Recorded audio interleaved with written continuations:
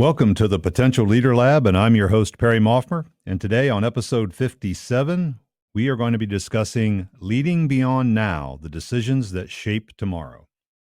So here we go. How often do you trade what you want most for what you want now? I have touched on this tangentially several times in past podcasts, and I find myself, I guess it was because we're towards the end of the year, talking with lots of folks about, what they want to do next year in the coming years. And this decision tree of what I've come up with is what I want most versus what I want now. And then also connected to that is the fact that, do we realize that the choices we're making don't just impact us, but it impacts those that we care deeply about? And again, my definition of leadership is we create a better world for those that we care deeply about. And I think that we have a ripple effect. Decisions that we make ripple outward, affecting family, friends, colleagues, all the people that are in our lives. So we're so interconnected. Sometimes we lose sight that even though we might not think so, the things that we do don't just impact us, they impact others. And I want to be clear that the concept that we don't walk this path alone. Even though we might be taking actions that we think only impact us, eventually they're going to impact other people. And we end up in a situation where I think our mindset should be, and it's refreshing and enlightening and freeing, if we co-create a shared reality with those we care deeply about. And I'm going to touch on in a little bit, I'll talk about the difference between collaborating and co-creating. But I think I want you just to consider the next statement kind of deeply. I'll let it sit for a second. Our lives are the sum total of our decisions. So wherever we are right now in our life, it is the sum total of our past decisions that have driven our behaviors that resulted in actions. And so in that concept, what we follow it through is if we want a different, not better, not worse, but a different future, then we have to make different decisions now that will lead to that different future later. Now, I think what I want most, if I use that statement, what I want most is a reflection of deep intrinsic values. And it's shaped in co-creation with the people that I care about. Whereas in comparison, what I want now is really that pull of immediate gratification. And it's often pretty self-focused and short-sighted. It's just about what is going to satisfy me now. And the allure of what I want now often leads to decisions that undermine my shared goals and relationships with other people. Right. And I think that, nature hates a vacuum. And so step one in this process is just clearly defining for yourself what matters most. And you're going to co-create and collaborate with people that you care very deeply about to have a shared vision of what that means. Right. Because if we don't, nature hates a vacuum and it will do it for you. So if we don't have that clearly defined, if that vision isn't clear in our heads, we will default to whatever society is telling us. We'll default to listening to what I'll refer to as the noise from the outside. And when you choose what you want now over what you want most, you're not just selling out yourself, you're selling out those close to you. You're taking the easy route. And also, the last thing, just as we get started, some of the fear sometimes is the finality around what I want most. We think we get like one shot at it. That's not true. It evolves over time. So I can tell you this from my own personal standpoint and from working with clients over the years. Some of them, 10 years I've been working with some folks. What they want most has evolved as their lives evolved. So it's very important to understand that. I guess you could combine the two a little bit if you want to get kind of cheeky about it and say, this is what I want most now. And I think that's realistic, because it is. We're making it in the current moment, but we're saying it's what I want most. But when you have a different stage of your life, everybody can probably understand this, or most people, when things change dramatically in your life, what you wanted most in your 20s or 30s or 40s might not be what you want most in your 50s or 60s. And there's absolutely nothing wrong with that. It makes perfect sense, because my reality has changed. My shared version of reality and the shared version of my future with those I care deeply about has changed. So what I want most reflects that. So there's always an opportunity to evolve it. That our explore, experiment, evolve framework works very nicely here because nothing's ever really permanent. So I think the first question, kind of a key reflection question here is, who is part of what I want most? So we got to have the who and the what. Who is part of what I want most? And then secondly, how do my decisions honor or dishonor that shared vision? Now, very specifically, I put some words in here that are going to make people a little bit cringy. How do my decisions honor or dishonor? That changes things. Because it's one thing not to do what I said I'm going to do. It's another thing to say I dishonored a shared vision. And I think this goes to, I'm very fond of David Whyte, who is an Irish poet and essayist. And he is known for this thought about using bigger language. And he actually, what he means by that is he has this philosophy of using language that is expansive and rich enough to capture the complexities of the human experience.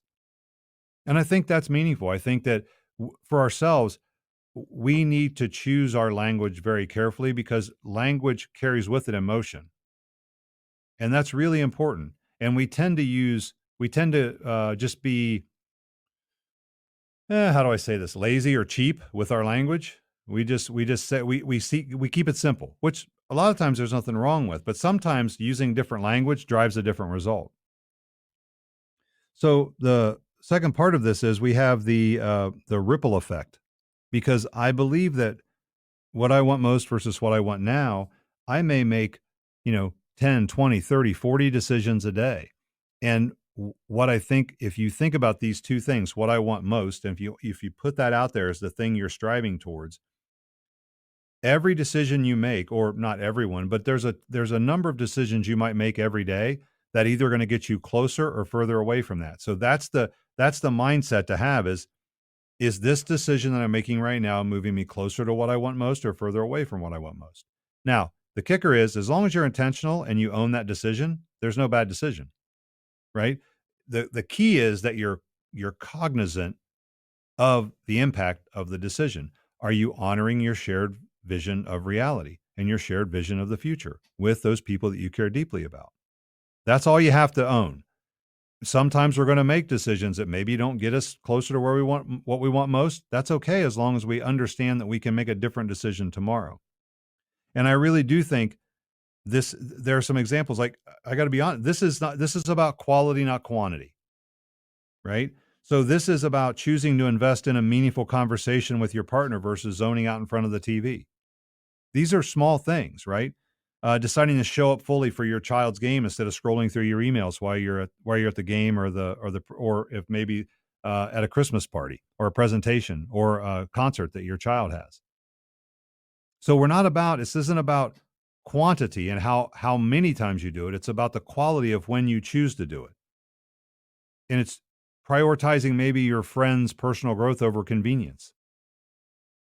And again, I want to just quickly explore, experiment, evolve, right? This dovetails very nicely because exploration requires ongoing curiosity and reflection, and experimentation means I'm going to do X and believe I get Y, which is almost everything we do in life. And then the key to this, and I've been thinking a lot about this, our evolution. It's funny, if you take explore, experiment, evolve, and you figure out which ones you're in charge of, you're not really in charge of the evolution. And what I mean by that is, it's really a perception issue. You can think that you're evolving, but what really matters is, do those close to you believe it? Do those close to you see it? So in some ways, we're very much in charge of how much we explore and how much we experiment. We're really basing our evolutionary gains on feedback, because that's what matters. That's what moves the needle. And so your decisions contribute to the story you're writing, and you're not just writing it for yourself, you're writing it for all those close to you. And then all those decisions will evolve as you continue to learn and grow. And we have to understand that small decisions and what I call micro decisions have a cumulative impact. I mean, if you think about something as simple as, I'm going to read 10 minutes a day. Well, if I read 10 minutes a day and I do that for 30 days, Well, that's 300 minutes of reading. Now, I'm not reading a book a week. That's not the point. The point is to do something that's scalable and sustainable. Small things add up over time, and it's a compounding effect that's rooted in consistency. It's showing up and doing those small positive decisions that help you build momentum. And then conversely, negative little micro decisions compound and move you in the opposite direction. It doesn't take long to get off base. I mean, just think about this. If you're trying to be healthy, eating one candy bar a day doesn't seem like a big deal. Eating one candy bar a day for 30 days, that could be a bigger deal. And also, these small micro decisions build self-efficacy. They show us, right? They increase our confidence in our own capacity to overcome challenges and make meaningful strides towards what we value most. These small wins. You hear a lot about it. You hear a lot about small wins, and you got to have patience and you got to see things through, right? You're not going to see a change immediately. You're not going to leaps and bounds towards the thing you want most, right? It's showing up every day and doing the work. Now, let's touch on collaboration and co-creation. They're both important, but they're slightly different, right? So co-creation is really about going deep and involving people in the process of shaping the vision, the goals, and the outcomes. It's not just about working together, but about creating something new and meaningful collectively, where everybody contributes to the final result in kind of an integrated and emergent way. Versus collaboration is really task-oriented, and it's more focused on combining efforts efficiently. You need both, but you want to start with co-creation and then you can collaborate. Now, here's the thing. Collaboration often aligns with execution, and the co-creation piece is more about innovation and shared ownership of the entire process. Now, here's the thing. In order to do that, we have to give up a little control. So for some people, that's going to be an issue. For people like me, I don't like to give up. I like to be in charge, not as much in control, but I do like to be in charge. And so I am not by nature a very good collaborator. It's not instinctual for me at all to collaborate. If I have a problem, I solve it, and I'll work through it, and I'll think about it, and I'll commit to it. But I often don't. I often don't involve other people because there's a fear, right? A lot of what we avoid is fear, because I have a fear of giving up authority. I don't like it. I don't like to do that. Now, just real briefly, fear arises from the threat of harm, either physical, emotional, or psychological, and that's real or imagined. So again, most of our fear can be something imagined. It isn't necessarily real. And I want to share with you Carl Jung had two really great quotes about fear. One is, only boldness can deliver from fear. And if the risk is not taken, the meaning of life is somehow violated, and the whole future is condemned to hopeless staleness. And the second one, which I really love, is, where your fear is, there is your task. So whenever you feel yourself getting scared, lean in. That's where the work is. And you have to be willing, again, to co-create and collaborate. And that means releasing, ultimately, control and being in charge and inviting other people in. But that's growth. And it creates buy-in, collective buy-in, because we are greater than me in every way, shape, or form. And I know that it's easy to say and hard to do. I can attest to that. I sit here and when we're going through these things, oftentimes I talk about stuff that I need to hear. And I'm working on this, but I'm still not good, because I do view, funny as it sounds, co-creation and collaboration are a threat to my own autonomy and some level of efficiency, because it does take longer. It's a much better product normally, but it does take longer. So now we're going to talk about some several steps, right? So you want to clarify the shared vision, and ask everybody, what do we want to build together? And then what values and long-term goals bind us today, and how might these change over time? And acknowledge that this process is an exploration that needs to be revisited periodically, as with everything else, because relationships, circumstances, and priorities can shift. And then we're going to experiment together. We're going to encourage trying new approaches to decision-making and co-creation. We're going to keep testing out new things. and accept the fact that not all experiments will succeed, but each one offers value because of the feedback. I'm not trying to figure out the right way. I'm just trying a way, and then I'm going to get feedback, and I'm going to process that feedback and move forward and continually iterate. And then finally, we're going to evolve through open communication.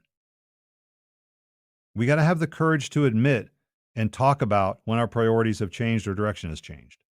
We have to be able to communicate when we don't feel the same way we used to feel. And we need to talk about the value of flexibility. What we thought was our most, when we say what we wanted most a year ago, may no longer serve us. And that's okay. It's perfectly okay.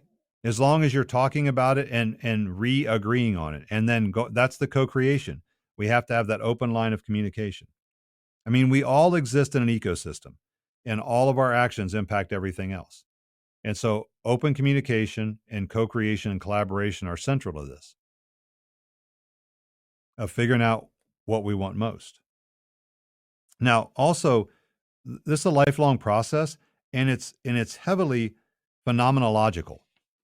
And you probably, we've talked about this a little bit before. And the reason that it is that we need to have kind of a phenomenological mindset is because we have to be fully present, suspend judgment, and seek to grasp the very essence of the other person's viewpoint, which is essential for fostering mutual understanding and shared purpose. But their experience, and that is phenomenology at its core, which is the lived experience of other people and ourselves. That's the only thing we got. So my lived experience is going to be different than somebody else's.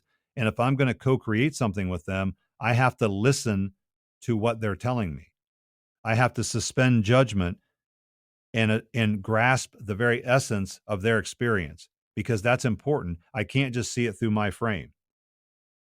And if I focus on the subjective experiences of everybody involved, it helps build trust through deepened relationships and connections, and that helps create a shared reality, making the very collaboration more authentic and inclusive and impactful, because we're all heard, right? We can all do the exact same thing and have a very different experience. I've touched on this a couple of times before, but it's really, really, really important to understand that just because we're in the same car driving through the same city doesn't mean we're having the same experience. The example I gave you was I'm driving through Bexley here in Columbus. Well, my wife grew up in Bexley. She graduated from Bexley High School. I did not. When we drive through Bexley, we're both in a car. The same music can be playing. We're looking at the exact same thing. Her experience is very different than mine. That's phenomenology at its core. Is understanding that her experience in that moment is different than mine, and embracing that difference. So I'm just going to reiterate the central idea here. What we were talking about is what you want most is never a solo endeavor. It's also never a finished product. Every choice you make either builds or erodes the shared vision with the people who matter most, and that vision will evolve in time as you guys evolve, as the people evolve, because it's a product of the people that are involved. So that vision will evolve as you grow together. You have to grow together. You have to grow individually and back together, individually and back together, individually and back together, because we don't grow as a unit. We grow as an individual. So who are you co-creating your life with? How can your choices today honor that shared vision or dishonor it if you go the other direction, while staying open to its evolution? And then just remember, the life you want isn't just yours, it's ours. And every decision you make moves us closer or farther away from what we want most. The beauty is this process is never done, and every day is a new chance to explore, experiment, and evolve. So I would say the first thing to do would be have a conversation with people that you care deeply about. Do some experiments in conversations. Just test it out. It's not going to work perfectly, but ask the question, what do we want most? And has that changed? Because maybe you had the conversation a couple of years ago. Maybe it's different now. And then how do we move closer together? How do we grow back together? How do we grow back to this shared vision of the future? And talk about it often. Share it with people. Share it with those close to you. And just remember, life is a journey of co-creation and growth. So I would be ecstatic if you would start exploring yours today.